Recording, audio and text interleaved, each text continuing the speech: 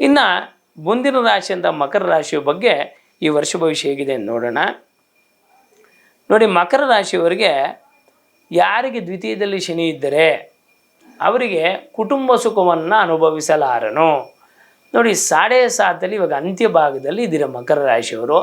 ಆದರೆ ದ್ವಿತೀಯದಲ್ಲಿ ಶನಿ ಬಂದಾಗ ಹಲ್ಲು ಕಡಿತಕ್ಕಂಥದ್ದು, ಕೋಪ ಜಾಸ್ತಿ ಉಂಟಾಗ್ತಕ್ಕಂಥದ್ದು, ಕುಟುಂಬದ ಜೊತೆ ಮನಸ್ತಾಪ, ಇಲ್ಲ ಓದ್ತಕ್ಕಂಥ ಮಕ್ಕಳು ಹಾಸ್ಟ್ಲಿಗೆ ಹೋಗೋದು, ಇಲ್ಲ ಕುಟುಂಬದಿಂದ ಯಾವುದೋ ಉದ್ಯೋಗ ನಿಮಿತ್ತ ದೂರ ಇರ್ತಕ್ಕಂಥದ್ದು ಆಗತ್ತೆ. ನಂತರ ಮನಸ್ತಾಪ ಅಂತ ಹೇಳ್ತಾರೆ. ನೋಡಿ, 7 ವರ್ಷದಲ್ಲಿ ಆ ಶನಿದೇವರು ಬಂದ ವಾಕ್ಸ್ಥಾನಕ್ಕೆ ಬಂದಾಗ ನೀವು ಸರಿಯಾಗಿ ಮಾತಾಡಿದ್ರು ಮುಂದ್ಗಡೆ ಇರೋರು ತಪ್ಪು ತಿಳ್ಕೊತಾರಂತೆ. ಅದಕ್ಕೆ ವಾಗ್ದೋಷ ಅಂತ ಕರೀತಾರೆ.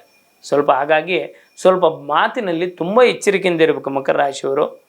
ನೋಡಿ, ಹೊಸದಾಗಿ ಮದುವೆ ಆಗ್ತಕ್ಕಂಥ ಹೊಸ ಮದುವೆ ಉಂಟಾಗ್ತಕ್ಕಂಥದ್ದು, ಆದರೆ ಷಷ್ಠ ಸ್ಥಾನದಲ್ಲಿ ಇರ್ತಕ್ಕಂಥದ್ದಾದ್ದರಿಂದ ಒಂದು ಸ್ವಲ್ಪ ವಿಶೇಷವಾಗಿ ಮದುವೆ ಯಾರಿಗಿರುತ್ತೋ ಅವ್ರ ಮದುವೆ ಉಂಟಾಗ್ತಕ್ಕಂಥ ಪಂಚಮದಲ್ಲಿ ಗುರುವಿನ ಅನುಗ್ರಹದಿಂದ ಮದುವೆ ಉಂಟಾಗ್ತಕ್ಕಂಥದ್ದು. ಅದೇ ರೀತಿಯಾಗಿ ಮಕ್ಕಳ ಭಾಗ್ಯಕ್ಕೆ ಏನಾದರೂ ಪ್ರಯತ್ನ ಪಡ್ತಾ ಇದ್ದರೆ ಸೂಕ್ತ ಕಾಲ ಮಕರ ರಾಶಿಯವರಿಗೆ.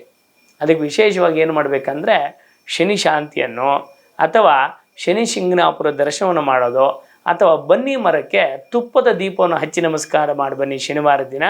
ಒಳ್ಳೆಯದುಂಟಾಗತ್ತೆ ಮಕರ ರಾಶಿಯವರಿಗೆ.